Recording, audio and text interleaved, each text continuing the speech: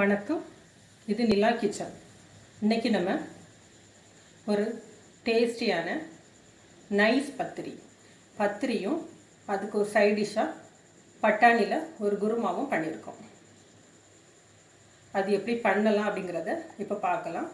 அதுக்கு முன்னாடி எல்லோரும் நம்மளோட சேனலை சப்ஸ்கிரைப் பண்ணுங்கள், லைக் பண்ணுங்கள், ஷேர் பண்ணுங்கள். எப்படி இருக்குங்கிறத கமெண்ட் பாக்ஸில் கமெண்ட் பண்ணுங்கள். இப்போ இது வந்து நைஸ் பத்திரி பண்ணுறோம். இதுக்கு முன்னாடி பொரிச்ச பத்திரி ஒன்று போட்டிருக்கேன்.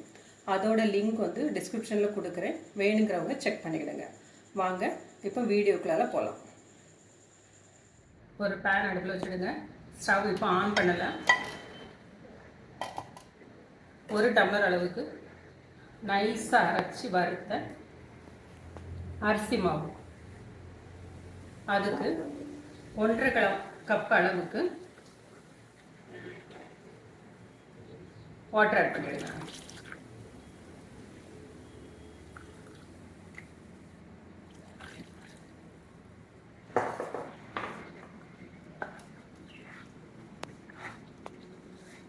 கட்டி இல்லாமல் கலந்து விடுங்க.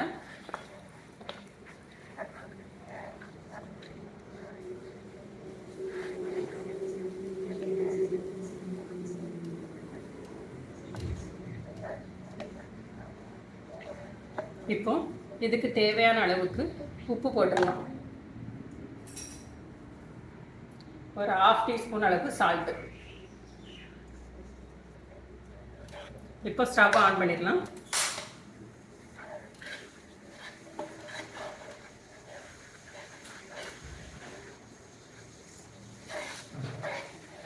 இதோட 1 டீஸ்பூன் அளவுக்கு தேங்காய்.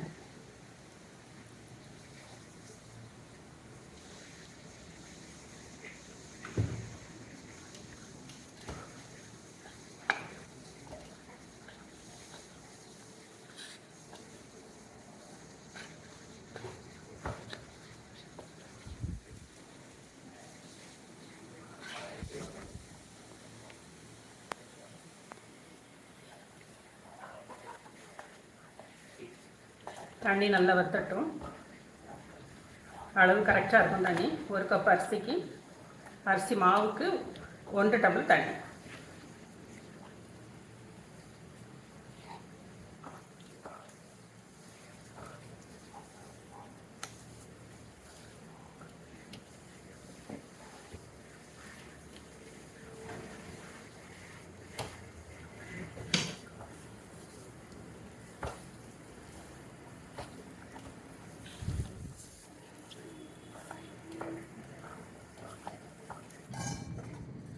மாவு இதேமாரி நல்லா கலந்து எடுத்துருங்க. இப்போ இதை வந்து ஒரு மூடி போட்டு ஒரு 15 நிமிஷம் மூடி வச்சிடலாம். அப்படி இருக்கட்டும். அதுக்கு முன்னாடி அதுக்கு தேவையான குருமா ரெடி பண்ணிடலாம். மிக்ஸி ஜார் எடுத்துடுங்க. கொத்தமல்லி இலை, 4 பச்சை மிளகாய், ஒரு 10 முந்திரி பருப்பு,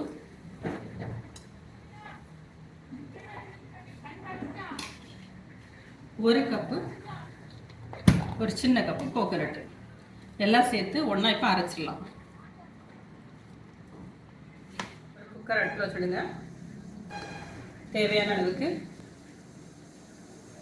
1 டீஸ்பூன் அளவுக்கு நான் ஆயில் விட்டுருக்கேன்.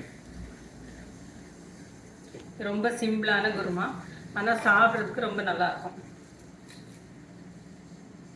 இதோட கட் பண்ணி வச்சுக்கிற ஒரு ஆனியன்,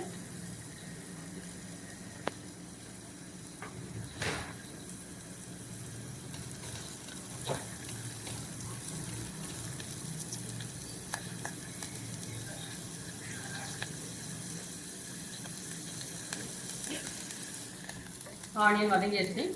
கருவேப்பிலை போட்டுடுங்க. கட் பண்ணி வச்சுக்க தக்காளி, நல்ல பெரிய சைஸ் தக்காளியில் ஒரு தக்காளி எடுத்துருக்கேன்.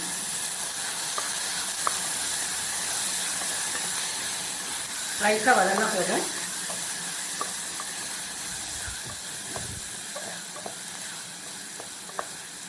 ஒரு கப் அளவுக்கு பட்டாணி,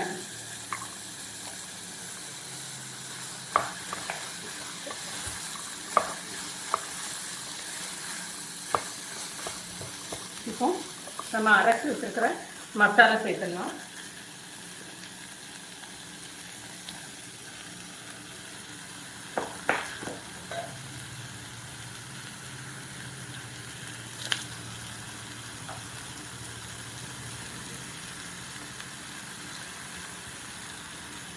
இதோட 1 டீஸ்பூன் அளவுக்கு கரம் மசாலா பொடி,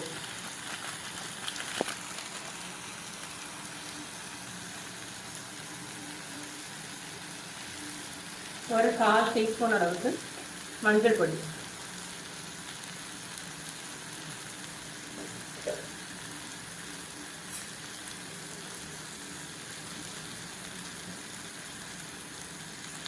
தேவையான அளவுக்கு தண்ணி சேர்த்துக்கலாம். அந்த மிக்ஸி ஜாரை கழுவி அப்படியே ஊற்றலாம்.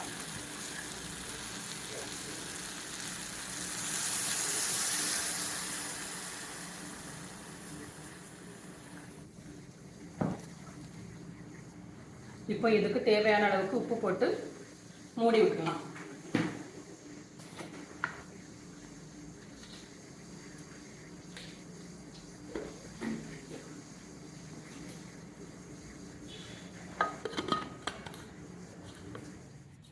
மாவு நல்லா சூடாறிட்டு ஆறுனதுக்கப்புறமா இந்த ஒரு கவுண்டர் டாப்லையாவது சப்பாத்தி கட்டையிலையாவது போட்டு நல்லா பிசைஞ்சிருங்க. நல்லா அழுத்தி பிசைங்க, அப்போ தான் சாஃப்டாக இருக்கும். இதேமாரி நல்லா பிசைஞ்சிருங்க.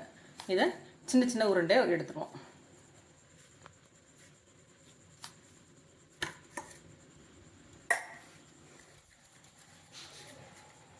சின்ன உருண்டை எடுத்துடுங்க.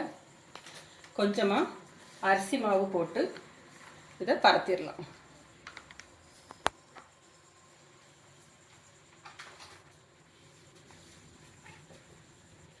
நல்லா நைஸாக வரும்.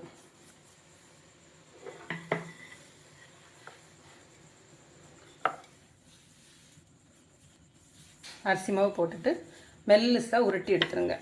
நம்ம சப்பாத்தியெல்லாம் உருட்டுற மாதிரி மெல்லிசாக உருட்டி எடுத்துங்க. நல்ல பேப்பர் மாதிரி நல்ல மெல்லிசாக வரும்.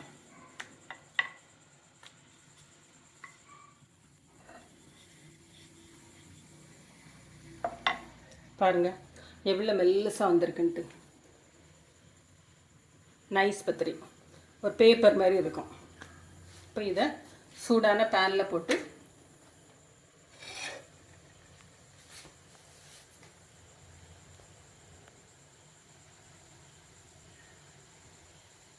இந்த அளவுக்கு பொங்கி வருதுன்னு சொல்லிட்டு நல்ல பூரி மாதிரி நல்ல ரொட்டி நம்ம கோதுமையில் பண்ணுற மாதிரியே இருக்கும் இதுவும். பாருங்கள், இப்போ இதை எடுத்துடலாம். இதுக்கு எண்ணெயே தேவையில்லை. நம்ம பிசையச்சில் கொஞ்சமாக எண்ணெய் விட்டோம், அது அவ்வளோந்தான். சாப்பிட்றதுக்கு ரொம்ப நல்லாயிருக்கும்.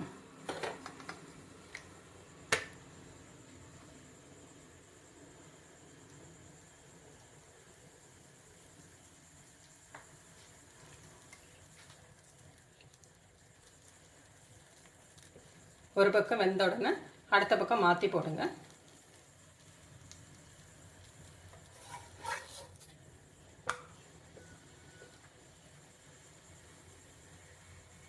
பாருங்கள், நம்மளோட பத்திரி வந்து ரெடி ஆயிடுச்சு. நைஸ் பத்திரி நம்ம ரெடி பண்ண குருமாவும் ரெடி ஆயிடுச்சு.